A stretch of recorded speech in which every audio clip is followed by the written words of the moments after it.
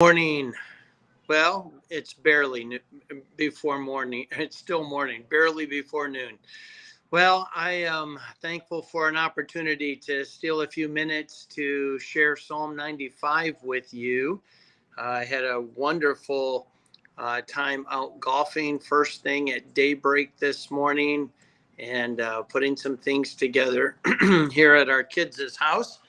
But Psalm 95, I've entitled this one, Stay Out of the Wilderness. Here in Psalm 95, the Lord gives us some wonderful reminders of what happened to Israel, how they ended up in the wilderness, and how we can make sure that we stay out of the wilderness, the place where we wander apart from the will of God, uh, wallowing in the consequences of poor choices. God says, you know what? You don't want to go there. And you can avoid the wilderness. So Psalm 95 tells us how. Oh, come, let us sing unto the Lord. Let us make a joyful noise to the rock of our salvation. Let us come before his presence with thanksgiving and make a joyful noise unto him with psalms. For the Lord is a great God and a great King above all gods. In his hands are the deep places of the earth. The strength of the hills is his also. The sea is his, and he made it, and his hands formed the dry land. Oh, come, let us worship and bow down. Let us kneel before the Lord our Maker. For he is our God, and we are the people of his pasture and the sheep of his hand.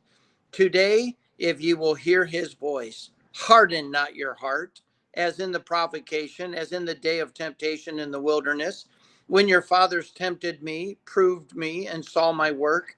40 years long was I grieved with this generation, and said, it is a people that do err in their heart, and they have not known my ways, unto whom I swear in my wrath that they should not enter into my rest.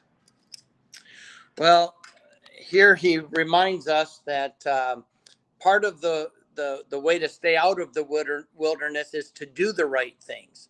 And that is to sing praises unto the Lord, make a joyful noise unto the Lord, and to come before his presence with thanksgiving, to make sure that we are acknowledging that God is great, that God is above all things, that he is the creator of all things. He is the creator of all that we are enjoying today and all that we will enjoy. He's the very creator of our bodies. He's the giver of our life. He's the sustainer of our sustenance. And he allows us to continue day in and day out. What an amazing God. And then he says, harden not your hearts. There was a generation of Israelites that hardened their hearts. He said they erred in their heart. In other words, they didn't guard their heart. They let selfishness grip their heart. They allowed the snares of this world to steal their affection and their love and their attention. And what happened is they lost focus. And God is saying, listen, you and I exist for a wonderful reason. And that is to point people to our Savior, Jesus Christ, who is the only answer for our sin problem. He's the only strength for daily living, and he's the only one who can give true purpose. And so Psalm 95 says, stay out of the wilderness, guard your heart. Allow yourself to sing praise unto God, to give thanks unto God, to acknowledge who he is and all of his greatness. He is above all other gods. So don't substitute him. Don't make the mistake, because when you do, it's a fast track to the wilderness. Let me encourage you. I don't know what's going on in your life specifically. I'm excited about the opportunity to be in Florida. I'm excited about the opportunity that the Lord has given to us to see our boys' place and to be able to help fix them up and get them settled. It's a great opportunity to see our youngest son get married on Friday, and we're looking forward to the rehearsal tomorrow and all of the family and friends being in. And these are wonderful times.